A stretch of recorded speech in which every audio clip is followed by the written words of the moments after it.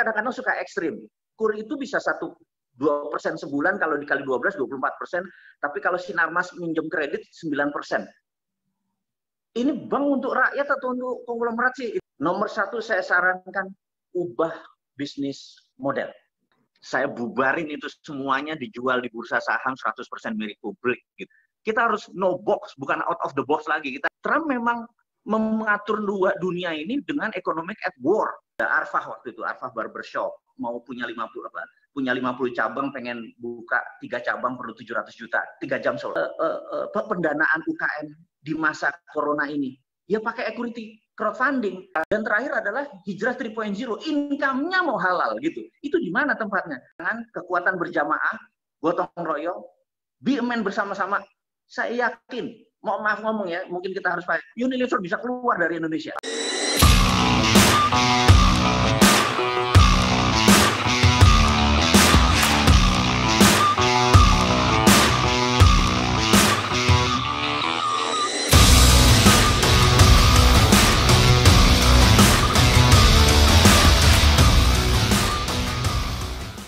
Video ini dipersembahkan oleh Semesta Swalayan. Belanja mudah, harga murah. Golden Age, screen anti radiasi, monitor TV dan komputer. Yang jelas kita ini makhluk sosial. Allah itu menciptakan manusia sebagai makhluk sosial. Terus berada di dalam sebuah ruangan ya.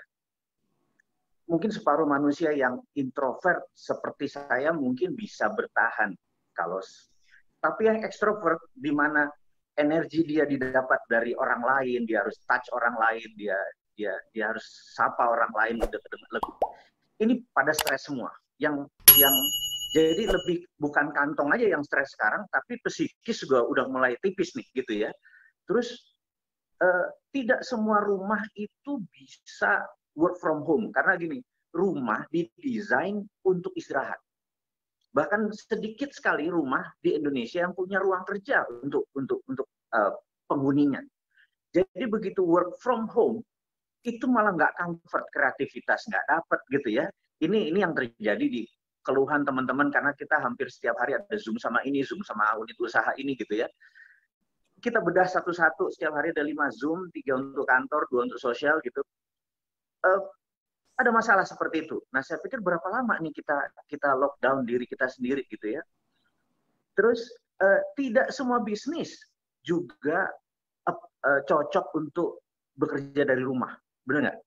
Karena beberapa bisnis mungkin majority bisnis harus physical, seperti ngedrop barang, seperti mechanical, seperti manufaktur dan lain sebagainya. Ini saya pikir perlu disikapi. Jadi sewaktu kita ketemu di udara, saya ketemu sama Chief SU, saya ketemu sahabat-sahabat semua yang ada di Facebook, di sosial media. Bagi saya ini hanya membuat kita jadi lebih waras aja gitu ya. Kalau kita nggak ketemu, hanya WA aja kita jadi kayak robot gitu. Saya ini generasi kolonial gitu ya.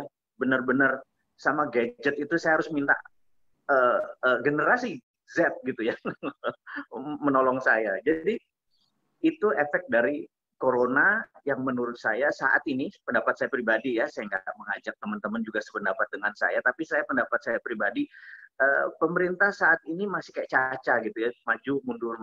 Saya bilang, lu jogging atau lu gitu ya? Tapi oke, itu.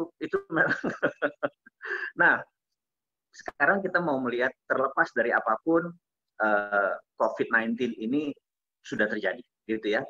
Kita nggak bisa bilang bahwa gara-gara dibuka lah Januari dan lain sebagainya. Yang penting udah terjadi. Kita coba menganalisa adalah berapa lama lagi gitu ya. Itu yang lebih penting karena dari Boston Consult Result saya sering berkomunikasi dengan teman-teman dari semua negara. Cara kerjanya pandemik adalah peak, kemudian landai, kemudian slow down. Kemudian sampailah cross, perbatasan antara yang sembuh sama yang terpapar cross gitu ya.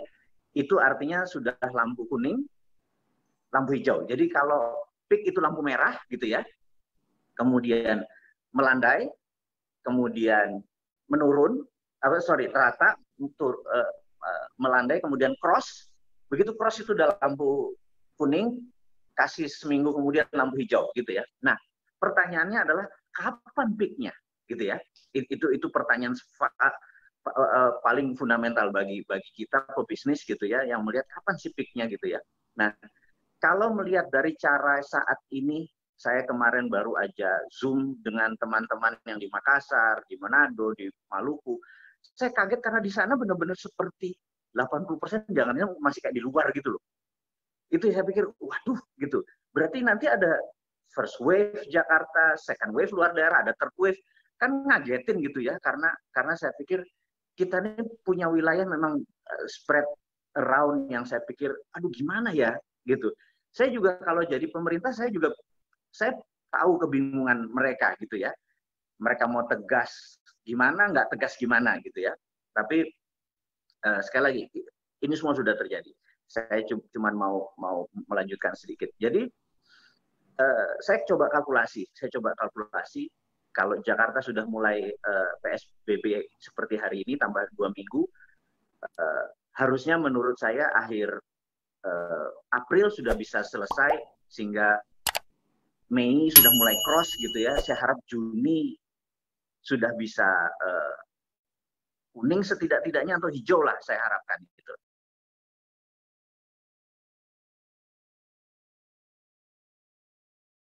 Jadi gini, tadi tuh paparan benar-benar enlightening bagi saya, adalah pencerahan sudut pandang yang gamblang dan simpel sekali gitu ya. Nah, sebagai seseorang yang dididik dengan cara yang mungkin sedikit berbeda, saya ini dididiknya adalah threat analysis gitu ya. Jadi kalau di dunia lain Anda harus berpikiran positif, di dunia yang saya anut, saya boleh gitu istilahnya berpikiran negatif. Yang tidak boleh adalah feeling negatif gitu ya, negatif feeling. Jadi positive feeling boleh, positive thinking boleh, negative thinking boleh, yang nggak boleh adalah negative feeling gitu ya. Jadi walaupun dalam kondisi negative thinking, feelingnya harus positif, harus happy, harus light, Tuhan baik, semua benar gitu ya. Jadi ini yang bedakan. Jadi saya ada sedikit threat analysis yang saya coba kurek-kurek, yang coba saya share kepada teman-teman gitu ya. Jadi corona ini memberikan pukulan yang belum pernah ada dalam sejarah modern. Itu analisa kita pertama. Di tahun 98 benar, Chief bilang bahwa UKM survive. Di tahun 2008 UKM survive. Di tahun 2020 ini berbeda. UKM kepukul. Karena kita harus stay at home. Yang beli stay at home, yang jualan nggak ada yang beli, dia nggak bisa jualan gitu ya. Nah, kita akan berbicara kepada teman-teman yang kena pukulan yang itu UKM. UKM Indonesia ini adalah memberikan lapangan kerja terhadap 93% angkatan kerja. Saya ulangi lagi. UKM di Indonesia itu memberikan lapangan kerja kepada 93% angkatan kerja. 97, Bosman. Data terakhir 97. Itu lebih parah lagi. Jadi berarti sisanya yang 9 naga, yang BUMN, yang multi company itu, yang 3%. Itu bahasa Jawanya kan nemen gitu ya, keterlaluan gitu ya. Terus kita ini kaum UKM tidak dapat perhatian seperti yang 3% tadi, gitu. Yang 3% tadi employee-nya, tapi menguasai 90% ekonomi, itu yang keterlaluan. Nah, kita ini sudah paling besar menyerap tenaga kerja, tapi seperti dianaktirikan. Contoh, saya kadang-kadang suka ekstrim. KUR itu bisa 2% sebulan, kalau dikali 12, 24%. Tapi kalau Sinarmas minjem kredit, 9%. Ini bank untuk rakyat atau untuk konglomerat sih? Itu cuma pertanyaan-pertanyaan kritis yang kadang-kadang kita boleh nanya. Dan pejabat harus jawab. Benar ya? Jadi ini bukan memprovokator, tapi kita mencoba kritis gitu ya. Karena saya dididik kiai kampung. Jadi mbah saya, Pak D saya adalah kiai kampung, NU.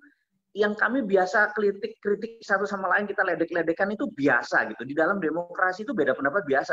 Bahkan temennya mbah saya bilang, oh ini Habib, dia turunan Rasulullah. Saya bisa nanya, gimana cara ngitungnya gitu ya. Itu anak 11 tahun boleh-boleh aja nanya gitu.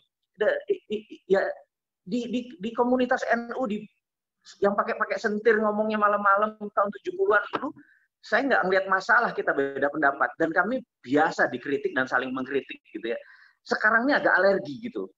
Jadi saya pikir ini negara demokrasi apa bukan sih gitu ya. Jadi coba kritik saya. Coba gini ya, teman-teman semua yang di sosial media, Facebook yang saat ini online.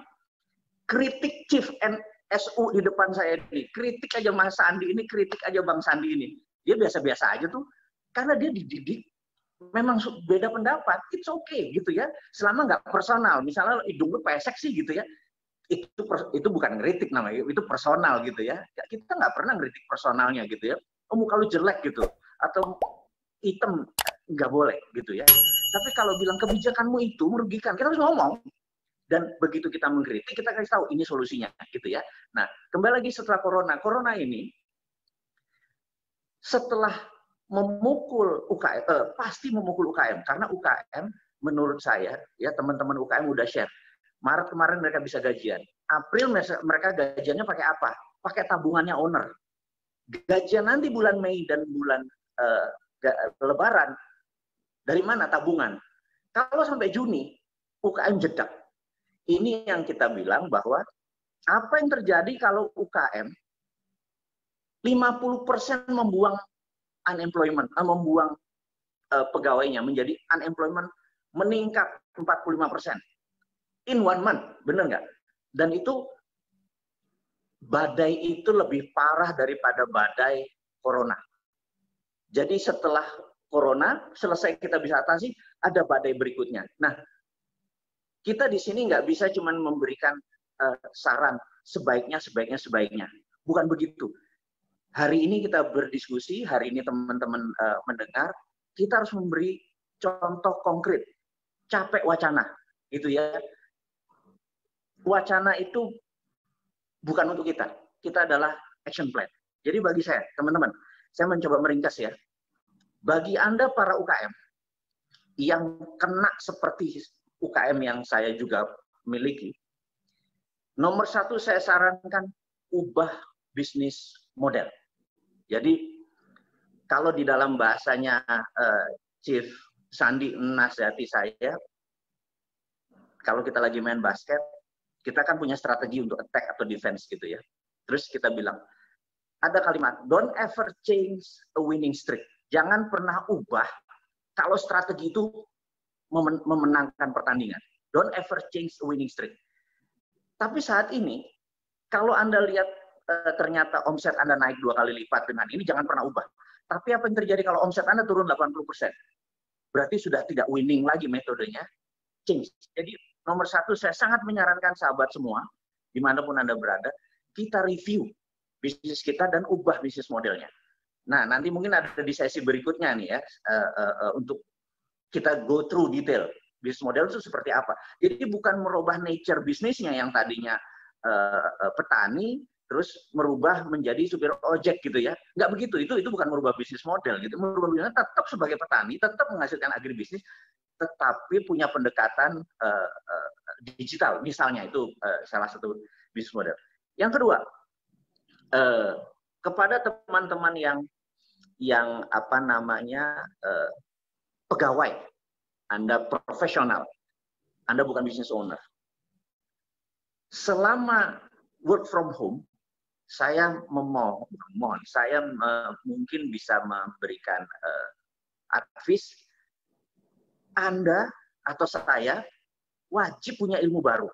Jadi selama 3 minggu, saya membaca 8 buku.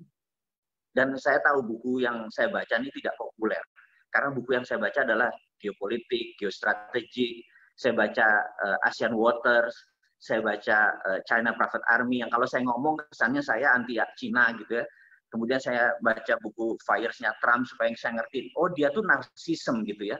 Dulu zamannya Obama pemerintahnya begini, kemudian zaman Trump pemerintahnya begini. Dulu zamannya Obama sama Cina baik, kemudian zaman Trump ditebas dan lain sebagainya. Itu buku-buku yang saya selesaikan selama 3 minggu saya lockdown. Jadi saya berusaha mempunyai ilmu baru. Kedua adalah saya berusaha punya skill baru gitu ya. Skill baru. Ini menarik, maksud saya gini. Saya tuh pengen bisa shuffle dance gitu ya, joget kaki sih sebenarnya shuffle dance gitu ya.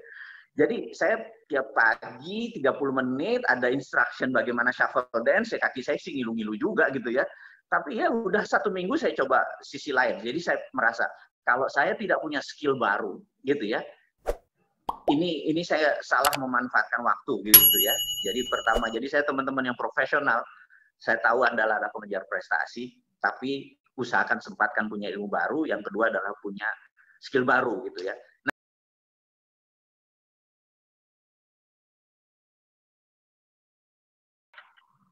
Sebentar saya catat UKM Marketplace. Oke, gini sebentar. Jadi sahabat semua tahu kalau saya punya prinsip ekonomi yang mempengaruhi bisnis model saya, yang mempengaruhi tindakan saya gitu ya. Saya ini anti negara berbisnis. Ini harus dijelaskan lagi. Negara itu regulator, pemerintah daerah itu regulator, bisnis itu operator. Berarti kalau Bundes itu adalah dia operator, dia regulator, dia operator. Gimana bisa swasta menang melawan Bundes atau melawan BUMN? Nah, sekali lagi, untung saya bukan bercita-cita sebagai politikus. Kalau saya bercita-cita jadi politikus, terus mau dikasih mandat kekuasaan, BUMN tinggal 5 dari 800. Bayangin. Saya bubarin itu semuanya, dijual di bursa saham 100% milik publik gitu ya. Nah, tapi sekali lagi kita nggak bicara segitu jauh karena di daerah ada cara untuk membantu dengan saya menjawab pertanyaan yang kedua. Mudah-mudahan jawaban tentang di desa kebantu. Jadi begini, saya mau pop the question. Jadi apa bahasa Indonesia pop the question, brother? Nembak gitu ya. Mau jadi kalau ada cewek cantik itu ini, Bosman. Kita mengundang pertanyaan. Mau propose, mau ngawinin, mau propose gitu ya, pop the question. Jadi gini, saya menyatakan I love you, terus kasih ring, terus gue nikah dengan kamu gitu ya, itu kan pop the question. Jadi gini, saya ingin di media kali ini, waktu kita terbatas, tapi dengan 5 menit ke depan saya mudah-mudahan bisa menyatakan gitu ya, cinta saya kepada NKRI, bangganya saya dengan Republik Indonesia ini, negara satu-satunya yang paling unik karena memiliki 6 libur nasional agama gitu ya, yang lain nggak ada gitu. Terus beragam suku, beragam bahasa, uniqueness ini nggak dimulai orang lain, dan yang lain kontinental, Cina kontinental, Eropa kontinental, Amerika kontinental, kita negara maritim, kita arsipelago gitu ya. Kita rule the world, dan satu-satunya negara yang memiliki 6 laut di dalam negara, ada Laut Jawa, Laut Banda, segala macam. Yang lain nggak ada laut, selat paling. Unik sekali negara Indonesia ini, nggak ada samanya, dan ke depan peluangnya menjadi menarik karena sekali lagi setiap tadi threat pasti ada peluang. Nah, kita mau bicara dengan skala adalah ini ada peluangnya. Begini, saya ingin mengajukan proposal kepada negara, kepada pemerintah, anggap chief, saya selalu menyebut Chief SU ini sebagai chief karena sebentar lagi dia sebagai chief in command gitu ya. Kasih saya waktu 2 tahun, saya akan memberikan orang yang tadi pengangguran, dalam 2 tahun ke depan 5 juta orang akan punya lapangan kerja baru, gitu ya. Pertanyaan adalah, lu gila ya, lu Sontoloyo memang. Lah memang Sontoloyo gitu ya. Kita harus no box, bukan out of the box lagi. Kita harus no rule, karena sekali lagi, sekarang ini kita, menurut saya, di wartime. Jadi economic at crisis, economic at normal, economic at war, itu beda strateginya. Jadi kalau di economic at crisis, Pak Rizal Ramli sudah membuktikan di zamannya Pak Gus Dur. Economic at normal, Ibu Sri Mulyani sudah bisa mengendalikan di zamannya awal kemarin. Tetapi sekarang begitu Presiden Trump menjadi presiden 2017, dia anggaran militer naik jadi 700 billion dan sekarang 1000 billion atau 1 triliun dolar. Can you imagine semua negara anggaran militernya dijumlah gitu ya. Misalnya Indonesia anggaran militernya Pak Prabowo 140 triliun, itu sekitar 10 billion dolar. Amerika 1000 billion, kita nggak ada apa-apanya gitu ya. Nah, berarti memang negara itu cinta perang gitu ya. Nah, apa yang terjadi saat ini, Trump memang mengatur dunia ini dengan economic at war. Nah, Sayangnya ekonomis Indonesia itu tidak paham ekonomis at work. Jadi Anda nggak bisa di keadaan normal bergerak bahwa ini adalah kondisi normal. No, saat ini sangat anomali. Saat ini adalah economic at work. Karena itu lihat video saya, lihat sosial media saya ngingetin, wahai pemimpin pejabat negara, Anda bukan normal kondisinya. Kalau sekedar resesi turun 10%, kontraksi 20%, normal caramu bisa intensif pajak, segala macam Anda bisa lakukan. Pak Ketua, saya kalau bisa bicara dengan Pak Presiden, bos, ini at war. Orang-orangmu ganti semua kalau perlu. Kalau perlu pemain cadangannya masuk gitu loh. Kalau kita lihat, oh ini kayaknya lagi injured nih, lagi begini segala macam. Be realistic. Change your team. Gitu ya. Jadi bukan sekedar ganti bisnis model atau strategi. Oke, 4-3-2-1 diganti 4-2-4. No. Orangnya pun diganti. Gitu ya. Ini pendapat saya. Nah, urusan timing, urusan siapa yang mengganti siapa, who do what, who get what, itu urusan Pak Presiden. Sekali lagi, saya terutama adalah sisi private, sisi swasta yang ingin contribute. Caranya gimana? Caranya begini. Kalau saya diizinkan adalah saya minta ketemu sama Bukalapak, Tokopedia, mana marketplace lagi, GoFood, GrabFood dan lain sebagainya. Saya minta duduk satu meja, gitu ya. Saya akan tanya ke GoFood misalnya, bosnya kan Gojek kan, kamu kan punya 500.000 merchant, betul? Dan memang 500.000. Saya pikir dulu 125.000. Ternyata Gojek bilang enggak kami 500.000 merchant. Top 1%-nya, artinya dari 500.000 top 1%-nya ada 5.000 UKM loh itu, yang omsetnya bagus, yang benar-benar winning team. Misalnya saya kasih contoh, geprek bensu itu bagus. Bakpia kukus itu winning team termasuk 5.000 yang top itunya gitu ya. Kalau mereka buka cabang, misalnya 2 tahun ke depan, bakpia kukus Jogja buka di Banjarmasin, buka di Pontianak, buka di Medan gitu ya. Oke? Terus fundingnya bagaimana? Pertanyaan begitu. Nah, semua sahabat tahu saya punya Santara Equity Crowdfunding. Perusahaan yang didapat izin OJK pertama kali dan the biggest gitu ya. Jadi Santara gabungkan dengan semua tadi, akan ketemu 20.000 best UKM.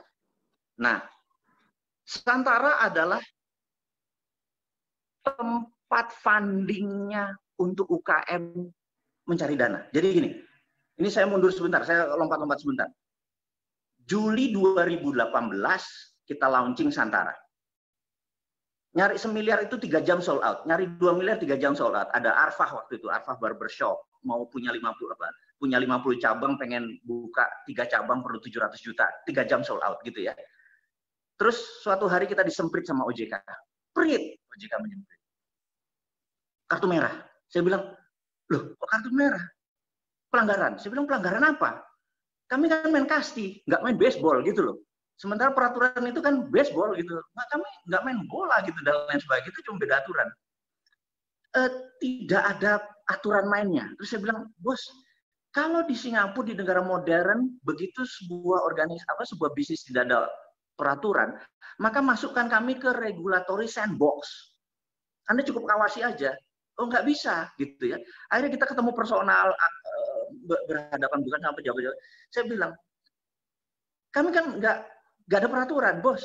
Di agama saya Islam itu semua halal kecuali yang Allah haramkan gitu ya. Kalau OJK ini jangan-jangan semuanya haram kecuali yang dihalalkan oleh OJK. Lo lebih hebat dari agama gua, saya bilang gitu waktu itu ya. Ini pendapat pribadi. Nah, akhirnya saya emosi ya, maksud saya emosi itu gini banget sih mau nolong. Kalau Anda punya aset 50 miliar, 100 miliar, kalau mau cari pendanaan kan bisa ke IPO, listing di bursa. Bener nggak? Kayak brother Sandi punya banyak gitu. Tapi kalau Anda punya cuman cabang 30 biji semuanya nyewa, mau buat cabang ke 5 lagi, jaminannya apa? Nggak ada, ke bank nggak bisa, IPO nggak bisa. Begitu. Terus kemana? Saya bilang, itulah ke Santara, ke equity crowdfunding gitu. Tapi peraturannya tidak ada gitu ya. Jadi teman-teman Santara yang baik-baik ini pada melakukan lobby. Saya kan orangnya orang Jawa Timuran, banyak emosi aja gitu. Saya lapor ke salah satu senior saya, Pak Dahlan Iskan. Saya bilang, ngapunten bos, saya ngadep. Saya bilang, Anda pernah nyelamatin saya minta lagi. Saya berdua Pak Imawan. Saya bilang, Pak, saya pengen gini. Dia cerita. Oh gini mas, udah listing berapa? 18. Aduh, kalau di atas 100 mungkin saya nyaman katanya. Karena kalau 18 ke bawah 100 metodenya belum proven. Terus gini deh, kamu ke Cina. Nah, Pak Dahlan kenapa Pak Cina kan? Karena terus dia bilang, di Cina itu ada Shanghai Stock Exchange, itu seperti Bursa Efek Indonesia. Tapi ada Shenzhen Stock Exchange, itu Bursa Efek UKM katanya gitu. Kita ke sana 3 minggu bersama teman-teman semua mempelajari. Bener, 20.000 lebih UKM itu pendanaan dari sana. Nah, cita-cita kita kan pengen buat begituan gitu ya. Nah, terus bagaimana kok izinnya nggak ada gitu? Jadi teman-teman cara formil, saya biasa cara nakal. Kan pengusaha harus nggak ada matinya. Pengusaha kayak Brother Sandi ini punya cara ribuan gitu ya. Saya mikir aja. Terus Pak Dahlan bilang, kami dulu JTV itu punya masalah. Waktu kami buat mau TV lokal, itu nggak boleh. TV itu harus nasional. Akhirnya Pak Imawan katanya gitu, dia tunjuk timnya dia. Ini menuntut negara, perbuatan yang melanggar hukum dilakukan negara, gitu ya. Wah, saya bilang menarik nih. Jadi saya harus menuntut negara. Monggo, wah ini agak gila nih. Saya seneng nih yang out of the box begini nih. Terus saya mikir, ketemulah beberapa sahabat. Kan kalau kita pergi ke IPO, itu kan bagi hasil, bener nggak? Ya kan? Bagi hasil, dividen bagi hasil, bagi untung, ya bagi rugi juga. Konsep kita yang listing di Santara Equity Crowdfunding kan bagi hasil. Jadi UKM punya PT, 30% sahamnya dilepas ke publik. Cuman tidak boleh di atas 300 perusahaannya, aturan OJK. Oke. Saya mikir, berarti kalau ini bagi hasil, ini bebas riba. Wah, ada bahan. Saya bilang, oke, saya mau menuntut perbuatan yang melanggar hukum dilakukan oleh negara karena melanggar hak konstitusi saya untuk bebas riba. Waduh, saya pikir semangat saya langsung. Bodoh, walaupun cuma sendirian nih, saya bilang saya fight, saya bilang gitu. Tapi OJK saya acungi jempol dan saya salut. Keluar izinnya. Wah, saya bilang baik bener loh. Belum sempat kita emosi dan melakukan hal itu, kita ketemu di tengah. Akhirnya kita bersahabat sekarang dengan OJK. Dan OJK sekarang di belakang kita. Kita mau ngapain karena apa yang bisa menyebabkan pendanaan UKM di masa corona ini? Ya pakai equity crowdfunding. Dan kita satu-satunya yang punya saat ini. Setiap bulan ada 3-5 perusahaan. Tapi kita bilang kalau pakai Gojek, pakai GoFood, pakai Grab, itu kan ketemu yang the best-nya, benar nggak? Nah, sementara teman-teman kita yang sudah hijrah 3.0, hijrah. Jadi saya membagi hijrah itu 3. Hijrah 1.0, dia berhijab, dia berkosmetik Wardah, dia mau luarnya. Hijrah 2.0 adalah makanannya mau halal, gitu ya. Karena itu bisnis yang ada musola, makanan halal itu bisnisnya rising. Jadi middle class muslim naik. Dan terakhir adalah hijrah 3.0, income-nya mau halal, gitu. Itu di mana tempatnya? Satu-satunya tempat daripada deposito adalah bagi hasil langsung masuk UKM. Jadi bisa dibayangkan, kalau ini digencarkan oleh pemerintah, ada 5.300 triliun uang di bank, yang hanya dapat 3-4% deposito mungkin, separohnya turun, langsung ke UKM, selesai ekonomi kita tumbuh, dan satu cabang, misalnya abnormal aja ya, itu bisa 30-40 employee karena 7 hari seminggu, terus 24 jam bahkan ada. Kalau kalikan 200 berapa? Tadi 50.000 kali 4, ini 2 juta langsung dalam waktu 2 tahun ke depan tentunya. Jadi ini mengkombinasi peluang tadi dengan peraturan. Tapi sekali lagi, saat ini peraturan sudah ada, Santara sudah punya, yang belum adalah pemerintah panggil kita dan ini membicarakan nasional. Karena kalau kita sendiri yang campaign ini, lemes. Brother Sandi tahu sekali peluang Santara ini, tahu sekali peluang urun dana, bahkan berkali-kali government harus turun tangan. Jadi gini, kita berdua, saya harapkan menjadi motor, menjadi keisengan. You are the guy yang sangat out of the box, suka menerima perubahan, apalagi perubahan itu untuk maslahat umat gitu ya. You fire up di dalamnya langsung gitu. Saya berkali-kali bicara dengan Chief Sandi, teman-teman boleh saksi. Kalau udah bicara dengan agama, umat, publik, dia fire up gitu ya. Dan manusia di depan saya ini integritasnya saya acungi jempol. You know what integritas? Integritas adalah do the right thing when no one see you. Melakukan hal yang benar begitu orang walaupun tidak ada yang melihat. Dan saya kalau ketemu dia Senin sama Kamis saya paling awkward karena dia puasa gitu ya. Dan dia nggak cerita, gue puasa gitu ya. Jadi that's integrity gitu ya. Nah, diskusi kita hari ini adalah tentang be a man gitu ya. Brother Sandi selalu bilang kita harus memisahkan, inilah momen from boy dari anak-anak harus jadi a man. What is a man? What is a be a man gitu ya? Apa sih menjadi man itu? Be a man adalah do the right thing and do the thing right. A man, seorang man gitu adalah mereka melakukan hal yang benar dengan cara yang benar. Inilah momen untuk government atau untuk pemerintah do the right thing, be a man. Dan kita bangsa Indonesia juga sama-sama gandengan tangan, kekuatan berjamaah, gotong royong, be a man bersama-sama. Saya yakin, maaf ngomong ya, mungkin kita harus pakai, Unilever bisa keluar dari Indonesia. Semua big multi company bisa keluar karena UKM tumbuh gitu ya. Saya rasa saya ngomong kebanyakan nih, brother.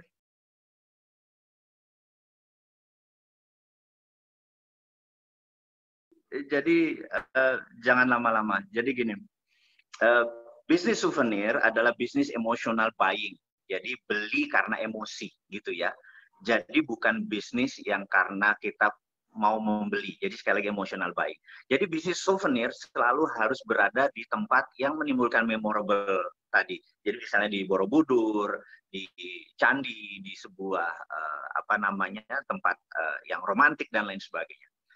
Jadi bisnis pernik mungkin ya, atau gadget mungkin yang bisa diekspor. Tapi kalau bisnis souvenir adalah bisnis emosi, ini harus dipisahkan nih.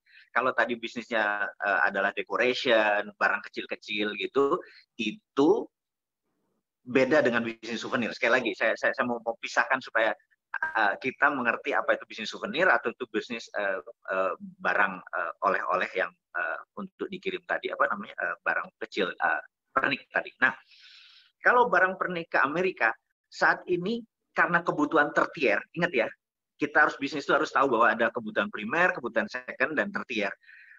Souvenir itu kebutuhan ketiga, gitu.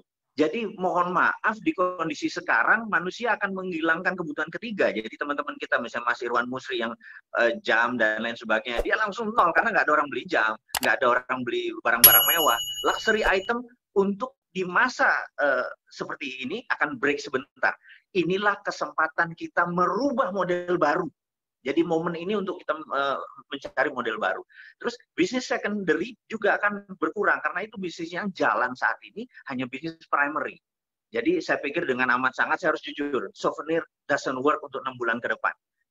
Kesempatannya adalah ubah. Nah, bisnis apa ke depan? Saya sangat menyarankan malah sangat kembali ke digital gitu ya. Jadi e-sport, gaming, itu akan menjadi bisnis yang tren.